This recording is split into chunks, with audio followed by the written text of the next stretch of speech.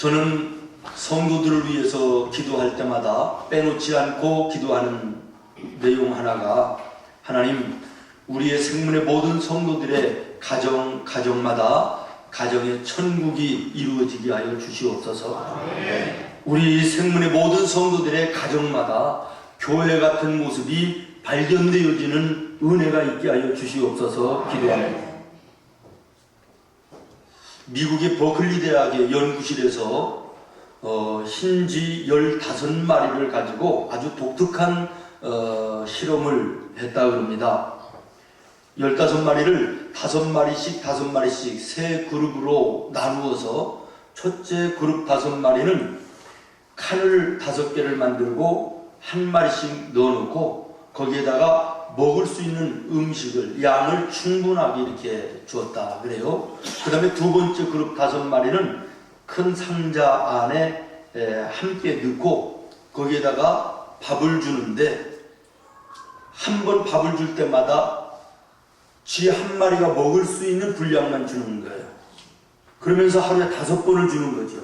그러니까 하루 전체로 보면 5마리가 충분히 먹을 수 있는 양식인데 줄 때 한 마리 분씩만 주니까 먹을 때마다 배고픈 쥐들이 달려들어가지고 머리가 깨지게 싸우면서 먹는 거예요.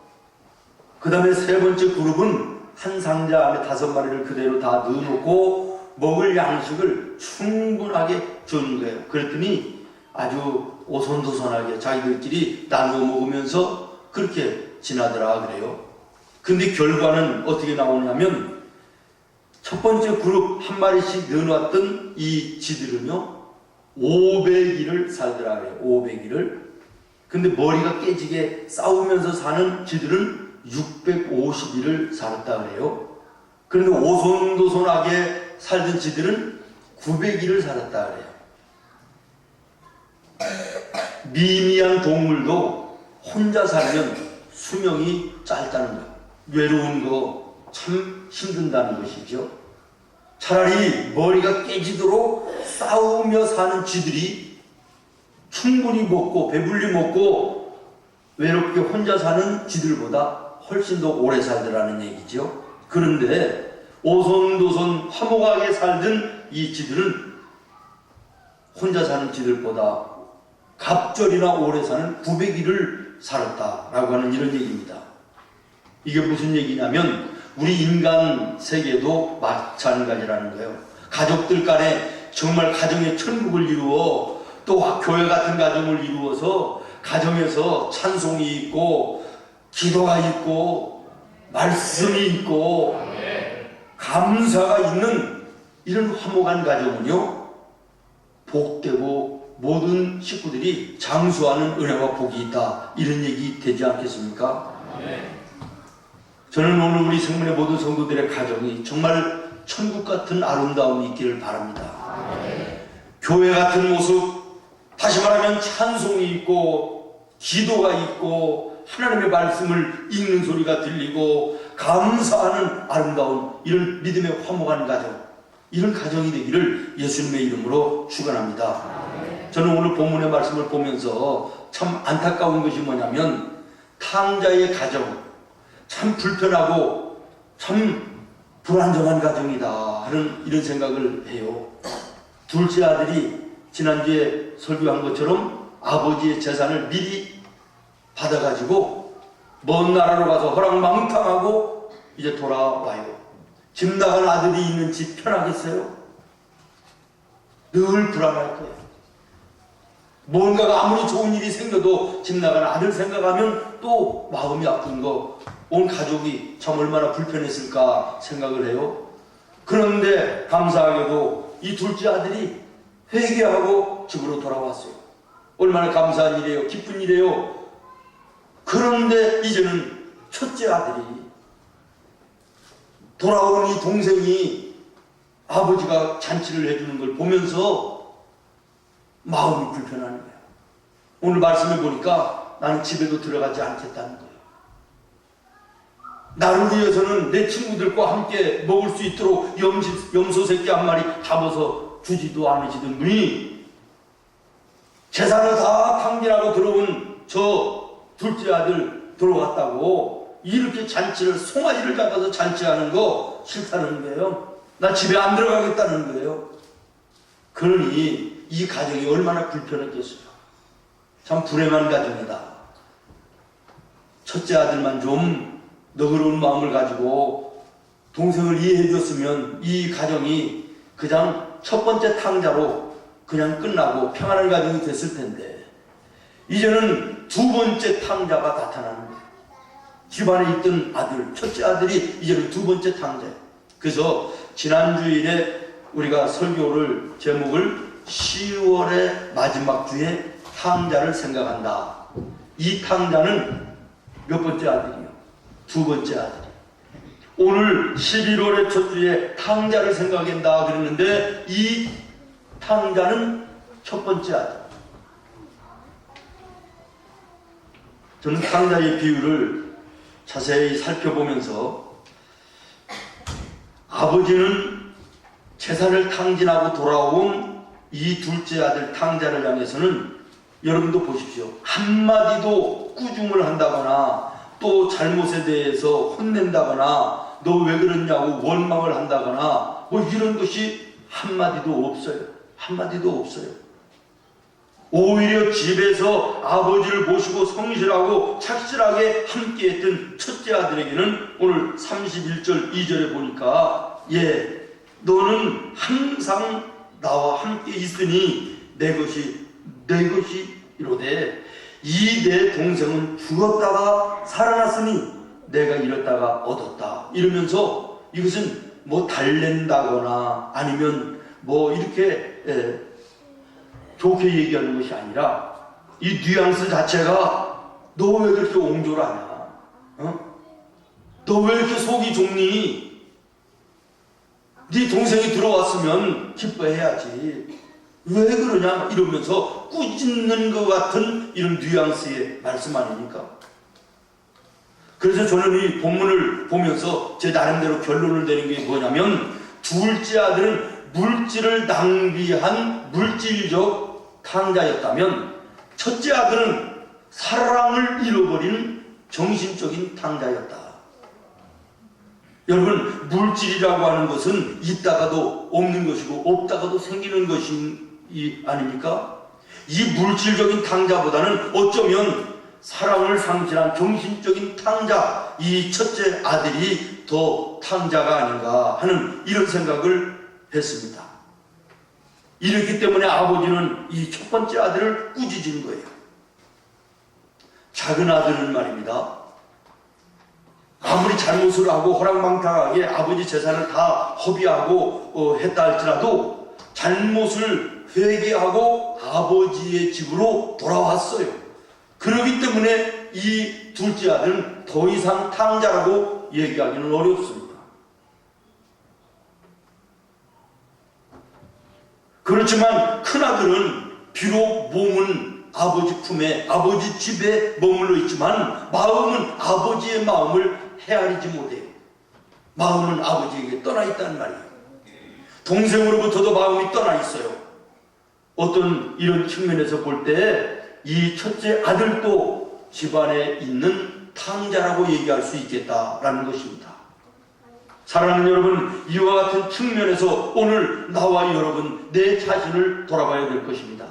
내가 예수님 안에 있다 그러면서, 교회 안에 있다 그러면서, 믿음 안에 있다 그러면서 오늘 이 첫 번째 아들의 모습, 사랑을 잃어버린 정신적인 탕자의 모습은 내게 없는가 돌아봐야 될 것입니다. 그러면 이 집안에 있던 큰아들에게는 무엇이 문제였느냐라는 것인데, 첫 번째는 그에게 용서가 없었습니다. 동생이 회개하고 돌아오자 아버지는 이미 다 용서를 하고 기쁨으로 맞이하는데 이 형은 동생의 과거를 들춰내요. 그러면서 화를 내고 짜증을 내요. 28절에 보니까 그가 누구요? 형이에요. 그 형이 노하여 들어가고자 하지 아니하거늘 아버지의 집에 들어가지 않겠다는 거예요. 동생이 와서 잔치가 벌어진 잔치집에 들어가지 않겠다는 거예요. 아버지가 나와서 달래가지고 들어가요. 저는 이 얘기를 들으면서 부봉서 장로님이 텔레비에 나와서 간증하던 것이 생각나더라고요. 이제 그 장로님이, 그 코미디언 하셨던 장로님이 90이 넘으셨더라고요. 근데 그분이 처음 예수를 믿기 시작을 할 때가 저 삼각산 밑에 있는 연예인 교회가 있거든요. 그 교회 젊은 시절에 처음 교회를 갔대요. 교회 다니기 시작한 지 얼마 안 돼가지고 성경 공부를 이제 7, 8명 이제 탤런트들, 영화 배우들 모여서 성경 공부를 하는데 새파란 전도사님이 성경 공부를 시키는 거예요. 근데 그날 제 주제가 뭐냐면 예수님께서 마리아, 동정녀, 처녀에게 그 예수님이 탄생하셨다는 거. 결혼하지도 않았는데 남자와 여자의 삶이 없었는데도 불구하고 성령으로 잉태하게 하셔서 예수님이 탄생했다. 요셉이 이것을 인정하고 받아들였다. 이런 얘기인데 젊은 사람 하나가 나는 이해가 안 된다. 아니 어떻게 남자와 여자가 잠자리도 하지 않았는데 애가 생길 수 있느냐? 나는 도대체 이해를 못하겠다. 이해를 못하겠다. 그러니까 설명을 다시 해달라. 그러니까 이 젊은 전도사님이 얼굴이 새하얘져 가지고 어떻게 얘기하지도 못하겠고 이게 진도가 안 나가는 거야. 성경 공부 진도가. 그러니까 이 구봉서장님이 일어나서 야 임마 지 남편이 이해한다는데 여러분 이해하십시오. 네가 웬 지랄이야. 그랬대요. 그래갖고 한 방에 끝냈대. 남편 요셉이 이해한다는데 네가 뭔데 이해가 안 된다고 난리나 그런 얘기죠. 여러분 여기 오늘 본문에 아버지가 이 둘째 아들의 잘못을 용서하고 이해해 준다는데 첫째 아들 지가 뭔데 난리예요. 한 사람이 과거를 뉘우치고 잘못된 삶을 살았을지라도 교회에 돌아오면 우리 성도들은 어떻게 해야 돼요? 과거를 덮어두고 용서하고 믿음의 형제 자매요 함께 기도하며 신앙의 길을 걸어가야 되는 것이 오늘 우리 은혜 받은 성도들의 모습 아닙니까? 그럼에도 불구하고 우리 교회 안에 그런 모습들 별로 많지 않아요. 다른 사람의 약점 덮어주기보다는 그것을 들춰내고 그것을 얘기하기를 좋아하는 이런 사람들 예수 안에도 얼마든지 있는 것이고, 용서하지 못하고 덮어주지 못하고 옹졸하고 속 좁은 이 첫째 형처럼 믿음 안에 있으면서도 교회 안에 있으면서도 이런 사람들이 얼마든지 있다는 거예요. 집 밖에 있는 탕자가 문제가 아니라 집 안에 있는 탕자가 문제였던 것처럼 교회 안에도 서로 용서하지 못해서 불편한 경우들 많이 있습니다. 물론 이게 용서한다는 게 쉬운 것은 아니에요. 하나님이 정말 성령을 통해서 그런 마음을 주셔야 용서가 되는 것이지만, 그러나 오늘 우리 예수 믿는 성도들은 예수님으로부터 죄인 되었을 때 용서함을 받아 구원받은 자녀들이니 우리도 용서하며 사는 거 마땅한 것인데 믿습니까? 그런데 이 용서가 말처럼 그렇게 쉽지는 않아요. 조지 허버트라고 하는 분이 계신데요, 저도 잘 모르는 분입니다만은 그분이 이런 얘기를 했더라고요.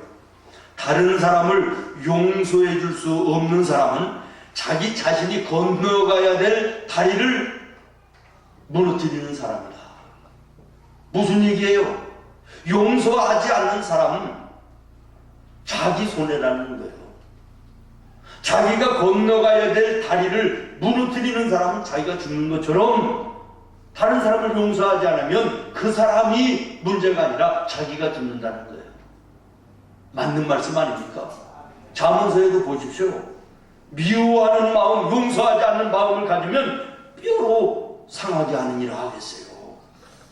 뼈가 상한다는 거예요. 그러니 이 안에 있는 오장육부는 온전하겠어요? 뼈가 상하는 독소가 있는데, 여러분 누군가를 용서하지 못하고 미움의 독을 품고 있는 사람은 그 인생 행복할 수 있습니까? 주님이 가르쳐 주신 기도 여러분 생각나십니까? 예수님이 우리들에게 이렇게 말씀하셨어요. 얘들아, 너희에게 잘못하는 사람들을 용서해 줘라. 그리고 너희의 죄를 하나님께 용서해 달라고 기도해야 하나님이 너희의 죄를 용서하는 것이다. 믿습니까? 나의 죄를 용서를 받기 위해서는 다른 사람의 죄를 용서해주는 이 용서의 마음이 있어야 되는데, 오늘 우리는 나에게 잘못해 오는 사람들에게 대해서는 용서하지 않고 나의 죄만 하나님께 용서해달라고 기도하는데, 이런 기도 하나님 받으시지 않는다는 거예요. 응답하지 않는다는 거예요. 사랑하는 성도 여러분, 에베소서 4장 32절 이하에 보면 서로 용서하기를 하나님이 그리스도 안에서 너희를 용서하신 것과 같이 하라. 아멘. 사랑하는 여러분, 우리를 향하신 하나님의 가장 큰 사랑이 무엇입니까? 용서입니다. 우리가 죄인 되었을 때 독생자 예수님을 보내주심으로 우리의 죄를 용서하여 주시고 하나님의 자녀를 삼으시는 놀라운 은혜 가운데 나와 여러분이 구원받은 하나님의 자녀가 된 것입니다. 그러므로 오늘 우리는 용서함을 받아 구원받았으니 또한 우리도 다른 사람을 용서하는 것이 마땅하다.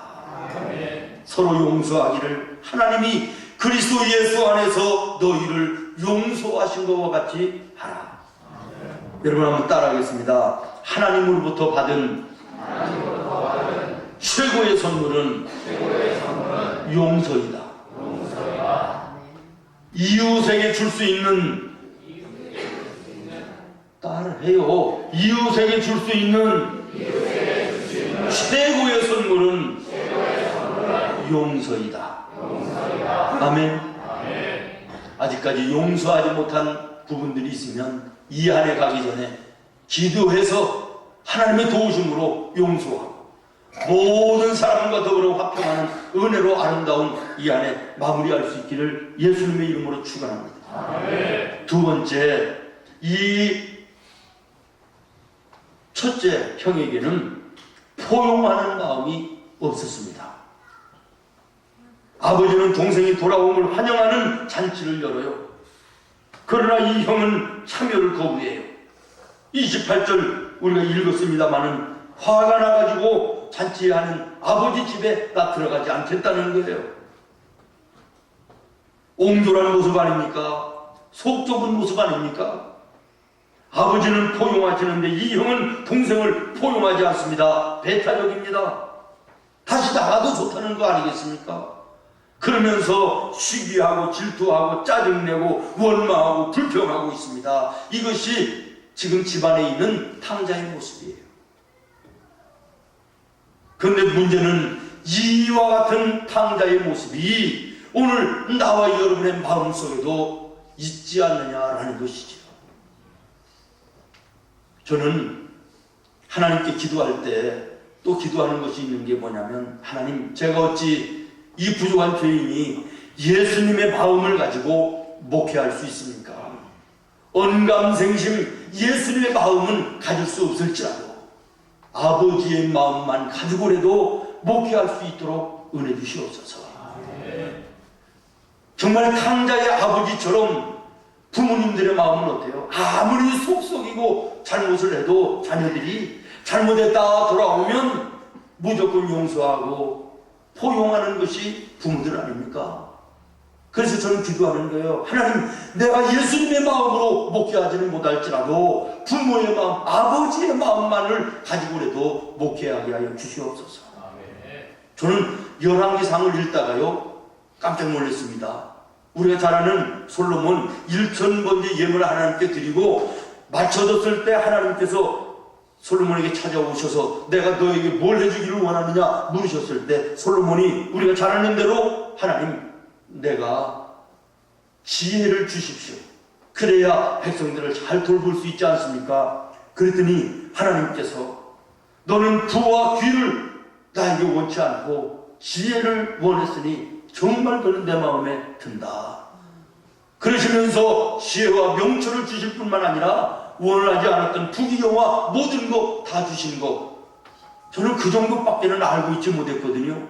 그런데 열왕기상 4장 29절을 읽다가 눈이 번쩍 뜨여졌어요. 지혜와 총명뿐만 아니라 넓은 마음도 주셨더라. 하나님이 솔로몬에게 지혜와 총명을 심히 많이 주시고 그 다음에 또 뭘 주셨다?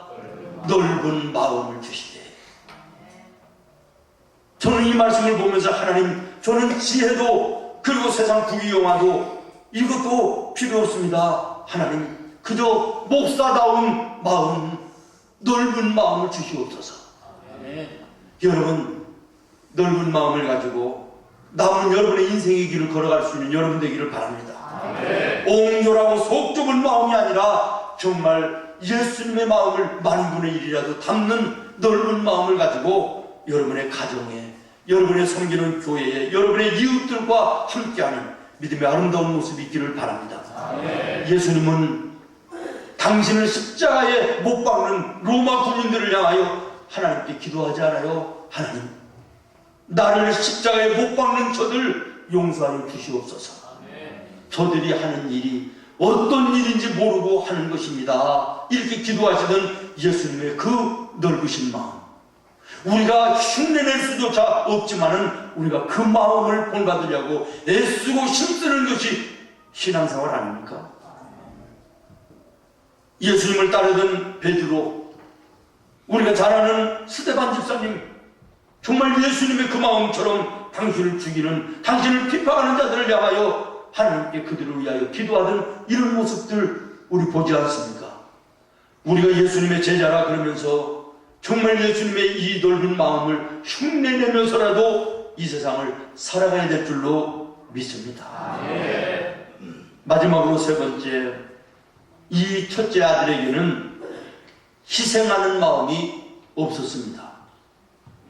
12절에 보면 아버지가 아들들에게 재산을 각각 나누어 주는 내용이 나옵니다.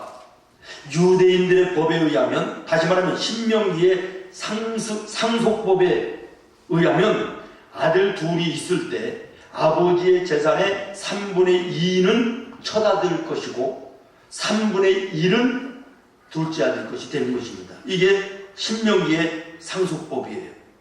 이런 측면에서 볼 때 지금 이 아버지의 재산을 둘째 아들 탕자가 3분의 1을 받아가지고 허랑방탕하여 나가서 써버렸어요. 그러니까 지금 남은 것은 얼마나 남았죠? 3분의 2가 남은 거예요.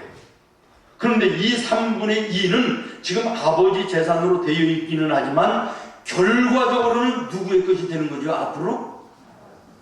너무 어려운 거 물어보죠? 큰아들 거 되는 거 아니겠어요?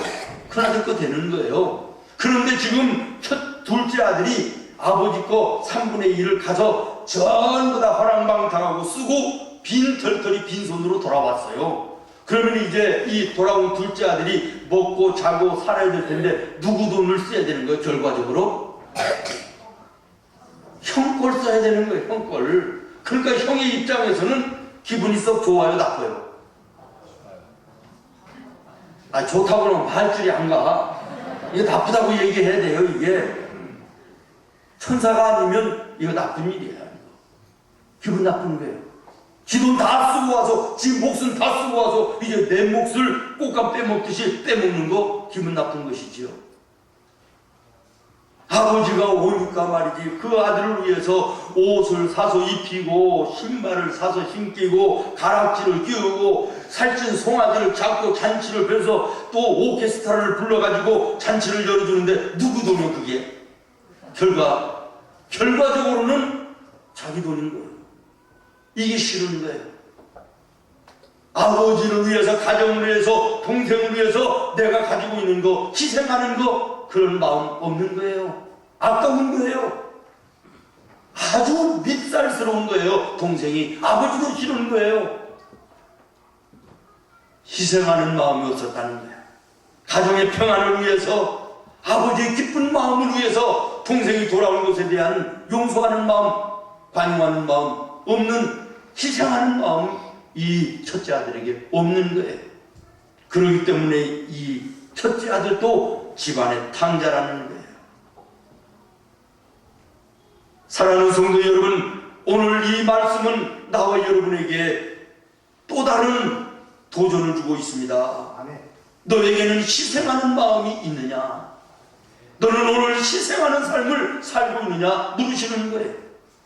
1년을 마감하는 11월, 사랑하는 여러분, 지난 1년 동안 하나님의 영광을 위하여, 하나님의 나라를 위하여, 이웃을 위하여, 교회를 위하여 여러분 무엇을 희생하며 살았습니까? 내 중심으로, 내 욕심으로 끌어안기만을 원하는 이런 삶이었지, 섬기며 봉사하며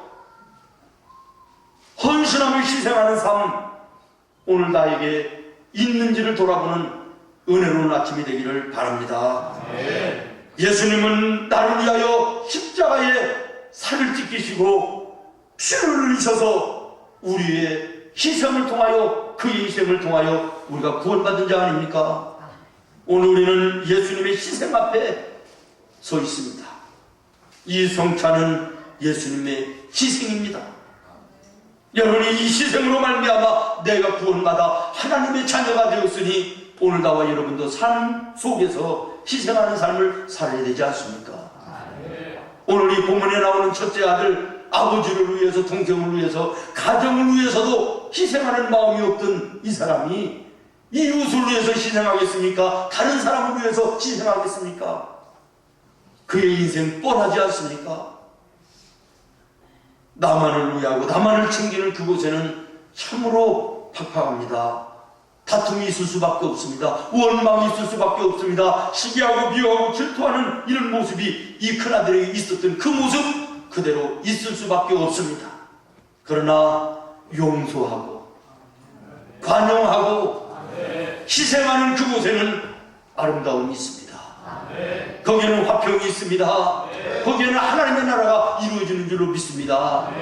사랑하는 여러분, 용서와 포용과 희생, 한마디로 얘기하면 예수님의 생애입니다. 예수님의 생애입니다. 우리가 본받아야 되고 우리가 그렇게 살아드려야 될 아름다운 삶이 바로 이 용서와 포용과 희생의 삶임을 기억하시고, 이 말씀 앞에, 이 성찬 앞에 탕자된 나의 모습을 다시 한번 비춰보고 이것을 다시 한번 회복하는 은혜로운 축복의 자리가 되기를 예수님의 이름으로 축원합니다.